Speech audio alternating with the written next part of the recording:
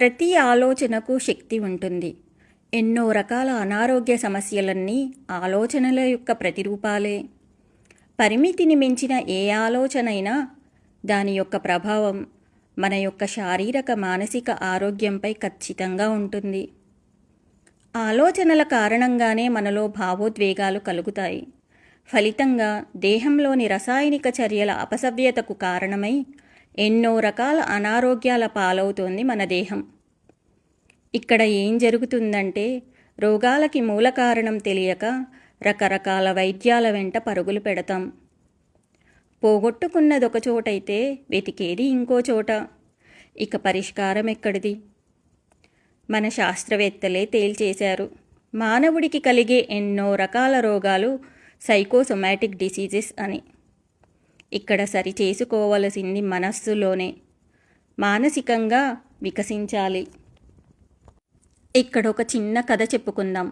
ఒకానొక దేశంలో ఓ గ్రామంలో ఓ వైద్యుడు ఉండేవాడు.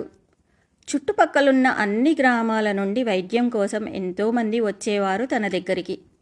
కానీ ఓ గ్రామం నుండి మాత్రం ఎప్పుడూ ఆ వైద్యుడి దగ్గరికి ఎవ్వరూ రాకపోవడం గమనించాడు కొంతకాలానికి. దీనికి కారణం ఏంటో తెలుసుకోవాలని ఓ రోజు ఆ వైద్యుడు ఆ గ్రామానికి వెళ్ళాడు. ఊళ్ళోకి ప్రవేశిస్తుండగా పొలాల్లో కనిపించిన ఒక వ్యక్తిని విచారించగా అతని వయసు 70 ఏళ్ళని తెలిసింది. అప్పుడు ఆ వైద్యుడు, ఈ 70 ఏళ్ల వయస్సులో కూడా ఇంత హుషారుగా ఈ పొలం పనులన్నీ బాగానే చేసుకుంటున్నావు అని ఆశ్చర్యపోయాడు. అప్పుడు అతను అన్నాడు, నేనింకా చిన్న పిల్లాణ్ణి, నాకు వయస్సు అయిపోవడం ఏంటి? మా ఊళ్ళోకి వెళ్ళి చూడు, నాకంటే పెద్దవాళ్ళు కూడా ఆరోగ్యంగా అన్ని పనులు చేసుకుంటూ ఉంటారని జవాబిచ్చాడు.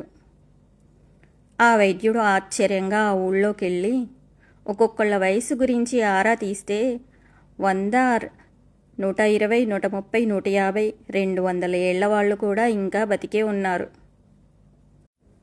ఆ రహస్యం ఏంటో కనుక్కుందామని ప్రయత్నిస్తే చివరికి తెలిసిందేంటంటే, ఆ ఊళ్ళోని వారి జీవితకాలం 200 ఏళ్లుగా చెప్పుకుంటున్నారు వాళ్ళ పూర్వీకుల నుండి. అందుకే వారు 200 ఏళ్ల దాకా బతికి ఉండడానికి కారణం వారిలో నాటుకుపోయిన భావన వల్లే. అంటే ఇక్కడ మన మనస్సులోని ఆలోచనలు, భావాల యొక్క ప్రభావం మన జీవితంపై ఎంతగా ఉంటుందో అర్థమవుతోంది కదా. మన భావాలను సరిచేసుకొని మానసిక పరిపక్వత పొందడానికి ఏకైక మార్గం ఆధ్యాత్మికతే.